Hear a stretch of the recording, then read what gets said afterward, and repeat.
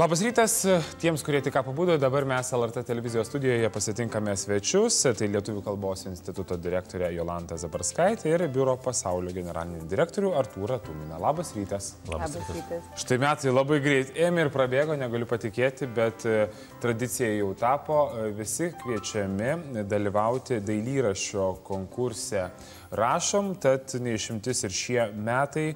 Galbūt greitai pažvelkime į tą trumpą istoriją. Jau galima turbūt išvelgti tendenciją šiokias tokias. Žiūrint į istoriją, dalyvių skaičius santykinai didelis yra. Pirmą kartą dalyvavo virš 11 tūkstančių. Antrą kartą mūsų prašymų, kad mokyklos pačios organizuotų ir atsiųstų geriausius darbus, dalyvių sulaukėm 8 tūkstančius. Šiemet tikimės panašaus skaičiaus. Gal mokyklos, jeigu organizuos pas save daugiau ir atsiųs tik finalistus, tai jisai gali būti panašus, nes jisai augantis skaičius yra bendras skaičius. Jolanta, ar mums rūpi, kaip mes rašome? Be jokios abejonės, aš tai galėčiau pridėti, jeigu žiūrėtumėm į istoriją, kad mes geriausius darbus eksponuojame Lietuvių kalbos instituto kalbos muziejuje ir jūs nepatikėsit, kaip domisi tais darbais mūsų svečiai ir ypač užsieniečiai.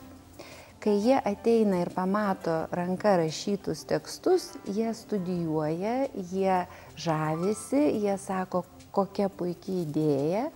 Tai manau, kad idėja iš tikrųjų puikiai ir prasmės čia matau labai daug. Ir tokios psichologinės, nes vis dėlto tai yra žmogaus sielos išraiška ir mūsų paveldo saugojimo ir galų gale rašybos mokymo. Tai iš tikrųjų labai svarbus dalykai, gerai, kad jie tęsiasi. Čia tiesiog norėjau pridurti, kad Lietuva neištirptų Europos Sąjungai. O šiaip yra 3 grupės dalyvių, tai 3-6 klasių moksleiviai, 7-12 ir suaugusiai. Reikia perrašyti tekstus, ne bet kokius. Tekstai yra nurodyti Lietuvių kalbos instituto tinklapį, Biuro pasaulio tinklapyje. Reikia perrašyti konkrečius tekstus ir atsiųsti iki vasario 22 dienos. Be klaidų? Be klaidų, tvarkingai. Minėjote, Jolanta, kad domisi užsieniečiai, bet kaip su tais lietuviais? Pernai mes turėjome vieną kitą darbą iš mūsų tautiečių, kurie gyvena užsienyje. Šiemet neturim dar visos informacijos, bet tikimės, kad atsiras tokių darbų, kad atsiūs. Ir aš manau, kad ateityje turbūt vis labiau reikia pakviesti ir įtraukti mūsų globaliąją Lietuvą į šitą konkursą. Taip, bet aš turiu omeny, iš tiesų, užsieniečiai domisi, tarkim, studijuoja mūsų tą raštą, bet ar mums lietuviams rūpi, kai mes rašome? Jau nekalbant apie tai, kad tikrai užvaldęs ir elektroninis paštas. Iš tikrųjų, mums lietuviams tikrai rūpi. Tikrai rūpi mokytojams, tikrai rūpi profesionalams.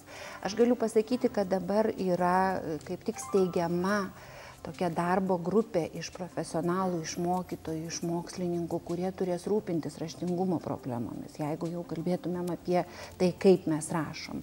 Nes problemų tikrai turime. Bet tai, kad taip gausiai dalyvauja mūsų moksleiviai ir ne tik moksleiviai, ir mūsų senjorai, vis dėlto atrodo, kad tai yra svarbus dalykai.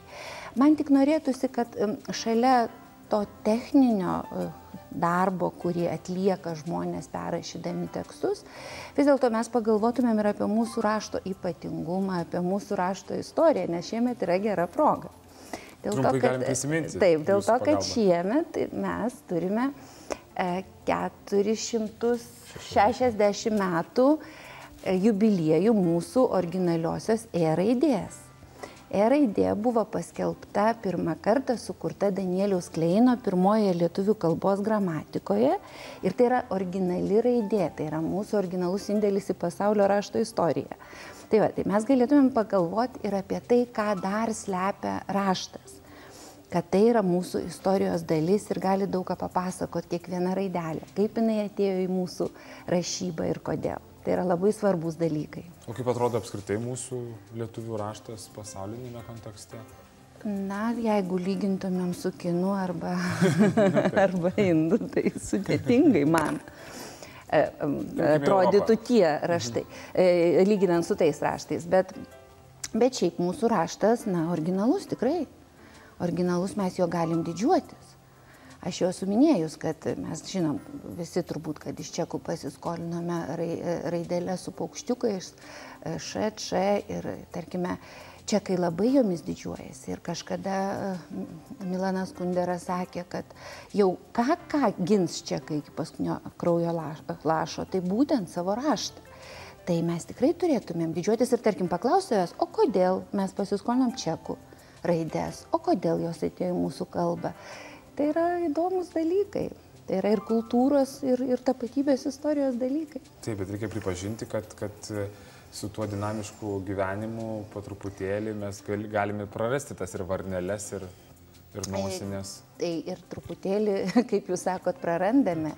Mūsų jaunimas iš tikrųjų rašydami trumpasias žinutės neberašo nei varnelių, nei nosinių, ir paskui kartais tai ateina jau ir į mokyklas ir rašto darbus, jie ranka rašydami pamiršta uždėti tuos mūsų diakritikus. Tai čia yra, žinoma, problema ir čia manau, kad labai svarbu mums kiekvienam pačiam savo apsispręsti.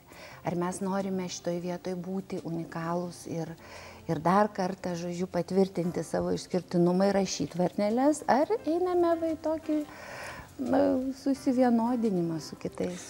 Artūrai, priminkite apskritai kriterijus, pagal kokius kriterijus yra vertinami darbai, nes vertinami ir originaliausi darbai. Ir priminkite, kas gali dalyvauti ir kaip tai gali padaryti. Dalyvauti gali kiekvienas žmogus, kuris moka rašyti lietuviškai, iš viso pasaulio, ne tik Lietuvos.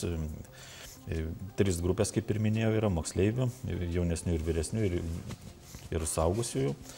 Vertinimo kriterijai yra nurodyti nuostatose. Trumpai paminėsiu, kad atsižvelgia komisija į teksto išdėstymą, rašto aiškumą ir tolygumą, darbo estetiką, atidumą ir kalbos taisyklingumą.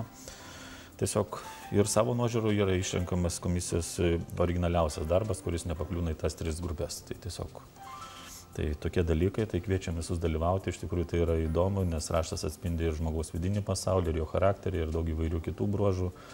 Kviečiam pastudijuoti ir kolegų raštus, tiesiog pasižiūrėkit, kaip atrodo, jūs atrasite tikrai daug naujo. Taigi, kontaktai ir adresai internetinėje svetainėje. Taip, yra. Priminkite jos adresą. 3v lki.lt. Ir turbūt biuro pasaulio irgi. Biuro pasaulis.lt irgi. Ir pabaigai trumpai pakomentuokite šį originaliausią praėjusių metų darbą rašytą. Na, kaip parašyta, jūs ir pasakysite. Originaliausias praeitų metų darbas yra rašytas vienu metu 2 rankomis į skirtingas pusės. Dešiniai pusėje normalus tekstas, kairiai pusėje veidrodinis. Bet tai rašyta vienu metu, stebint daugelį žmonių, iš tikrųjų tai tikrai originalu. Tai reikia matyti, tiesiog tokių sugebėjimų nedaug kas turi ir čia susiję jau yra su tam tikrais įdomiais dalykais. Ir aš tai labai tikiuosi, kad ir šiemet mes turėsime tokių darbų ir atsiras dar kitų mūsų fenomenalių žmonių, kurie irgi ką nors parodys labai įdomaus. Ačiū Jolanta, ačiū Artūrui, kad atvykote. Iki kito karto. Ačiū. Ačiū.